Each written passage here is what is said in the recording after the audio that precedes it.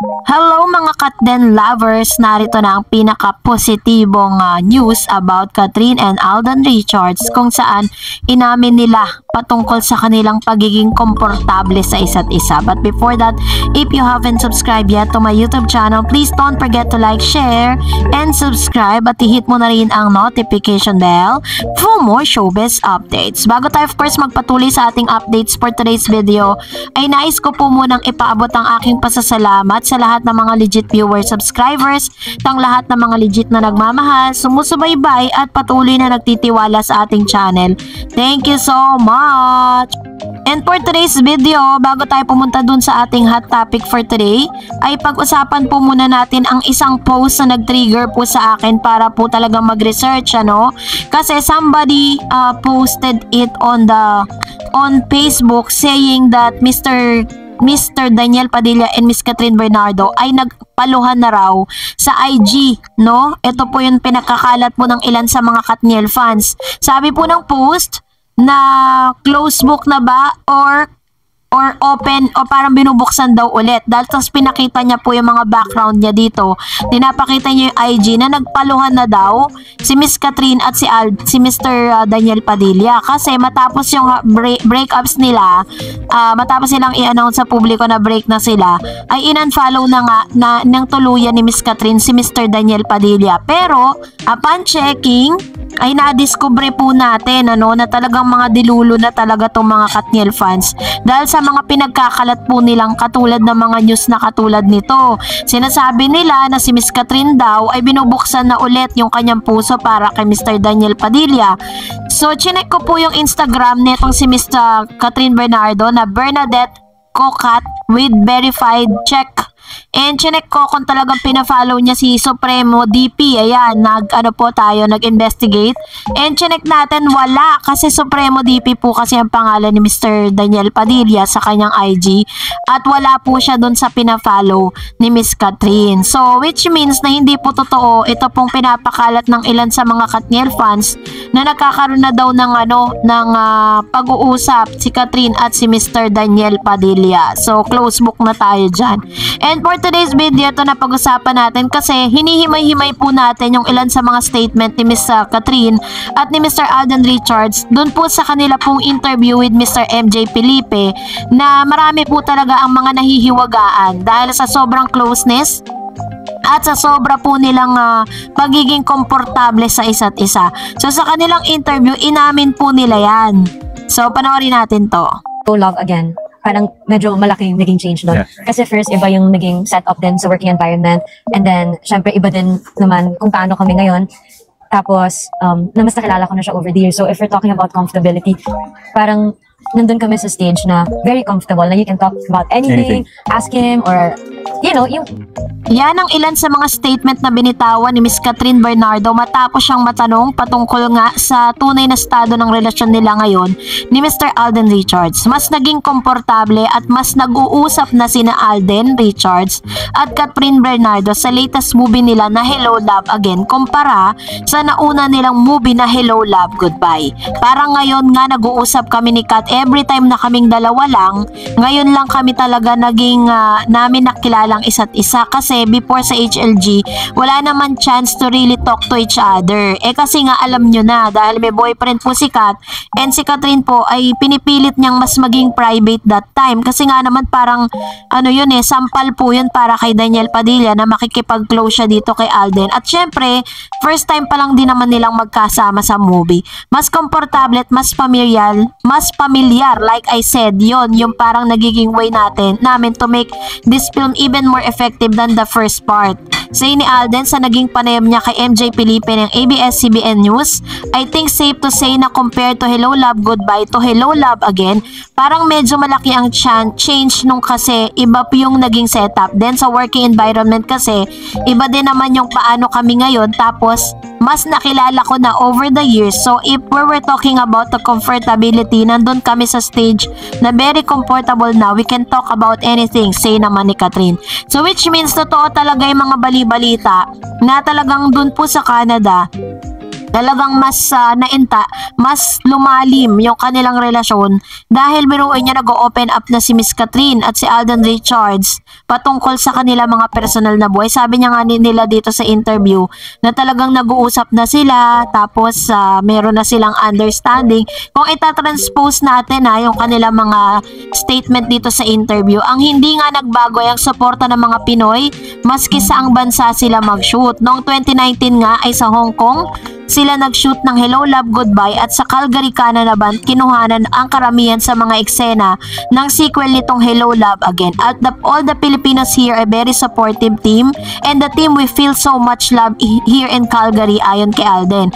Mapapanood ng Hello Love Again sa mga sinihan simula November 13, 2024. So, ganun mga katatag at ganun na po ka-clear yung kanilang relationship to each other. Kaya naman, mag-antay-antay lang tayo sa formal, no? Kung ano man po yung i-announce nila soon. And for that, narito naman ang ilan sa mga komento at reaction po ninyo patungkol naman sa ating latest update. Unang komento mula kay Ma'am si Daisy Implay. Hello Miss Dars, true matagal ba? Matagal na pong may sinusuportan sikat na foundation yung Child House sa Malate, bahay ampunan ng mga walang magulang at may karamdaman. May mga batang pina-opera pa nga, halimbawa yung bungi, yung mga biyak sa labi at mga bingi, bulag, at saksi ako sa mga one time na umuwi ako, nag-feeding program kami doon sa Child House at nabigay ng mga gift. I remember that was pangako sa'yo days. It's my first time nakita na meet at nakapagpa-picture si Kat. Super bait niya. Si Dij na nakapagpa-picture ko din, si Angelica Panganiban. Sa bahay mismo ni Jestoni Alarcon, doon ang shooting. Ayun. So, totoo nga yung mga bali-balita na meron din po pala siyang foundation na parang sinusuportahan. Kasi ganon din si Alden Richards, diba? Meron po siyang AR Foundation kung saan ay pinag-aaral niya po yung mga batang walang kakayanang mag-aral. So, talagang every projects na meron po siya is kumukuha po siya pag meron po siya mga bagong proyekto na binibigay sa kanya ng yung blessing na meron siya. Sinishare niya po yun. Nagpapahanap siya ng mga bagong scholars na pwede niyang pag-aralin. And of course, pagkatapos po, nakatapos na yung mga scholars niya, nakatapos na ng college, maghahanap ulit sila. So, ibig sabihin, meron na certain numbers of people na talagang pinag-aaral niya. At sabi niya, hindi raw kailangan bayaran ng mga taong yun, yung mga ginastos niya. Kung hindi, ang gusto niya is pay it forward. Which means, kung tinulungan ka, dapat tulungan mo din yung iba. Parang ganun yung ganun yung prinsipyo ni Mr. Alden Richards, diba? And sabi ni Miss Tito Don, Miss Tareds, ramdam ko talaga yung sincerity ni Alden sa kanyang nararamdaman para kay Kat, pero di ko nakikitaan na in love si Kat. The way she move and look, Alden. Pag hinahawakan ni Alden yung hands ni Kat, kapansin-pansin na nilalayo niya yung katawan niya. Medyo hinihila na nga ni Alden yung kamay ni Kat to get a little bit closer, facing each other while kumakanta sila sa kanilang mall tour. Pero nilalayo ni Kat yung katawan niya. Sana mali yung nasisense ko kay Kat. Para kasing purely promotion lang ang nakikita ko from Palawan po. Pala ako, Miss Dar. At hindi malayo kami sa NCR. Sa'yo lang ako nakaabang ang update sa Kat din. God bless po. Ayan. So, ito naman po yung observation ni Mr. Tito Dan. Actually, yung first mall tour po nila sa Laguna, ganon. Parang sobrang aloof si Miss Catherine. Sobrang sobrang parang reserve. Ganon. Parang hindi siya ganon ka-clingy kay Mr. Alden. Pero nung mga sumunod na mga days na sumunod na mga mall tour, mas nakita ko na mas clingy nga si Miss Catherine. Meron pa nga mga behind the scene videos and photos na lumalabas na talagang si Catherine pa yung humahawak kay Alden. So, hindi naman natin masisisi si Catherine, diba? Kasi parang syempre, alam nyo na, hindi naman porket ganun yung nagiging interpretation natin sa mga nakikita natin kay Catherine, may possibility na hindi gusto ni Catherine si Alden, diba? Pero, yun nga, sabi ko nga po sa inyo, let's wait for the best announcement coming from the mouth coming from the horse mouth, sabi nga ng kasabihan eh. Sabi ni Miss Annabel Garde, hello Miss Doris, napanood ko din sa IG. Nung una, akala ko si Alden pero medyo alanganin ako kasi parang malitang kamay. Then, merong BTS pala, ayun stylist pala ni Kat. Ang saya naman kahapon sa Cavite. Ang tindi ng mga suporta sa Kat din. Akala ko nawala na yung tissue serye, meron pa pala. Bothered si Soiti sa pawis ni Kat at ang payakap ni Kat ha at nag-baby talk pa, in love na talaga. Iba ang saya nilang dalawa talaga. Napanood ko yung kay Felipe na interview sa Kat din. Nung nasa Canada sila, medyo hindi. Ayun. So, ito naman yung kanyang komento, no, patungkol dito. And we assure and I confirm na talagang yun nga si Mr. Alden Richards po talaga is he make it a point na talagang naa-assist niya sa lahat ng pagkakataon si Miss Catherine Bernardo, lalo na po sa kanilang mga mall tour, diba? Very sweet naman talaga si etong si Miss Catherine Bernardo, ay si Mr. Alden Richards talaga eh. And pero iba yung kaswitan at yung pag-aalaga na ginagawa niya kay Miss Catherine Bernardo ngayon. At the same time, makikita nyo rin sa mga gesture ni Mami Min, yan dami na rin po nagsasabi talaga na parang botong-boto nga si Mami Min kay Alden. And medyo hindi buo pero siguro dahil di patapos yung shooting noong time na yun kaya di pa umaamin si Kat. Sumalo sa mga tanong kaya sinabihan tuloy siya ng lawyer ba daw si Alden.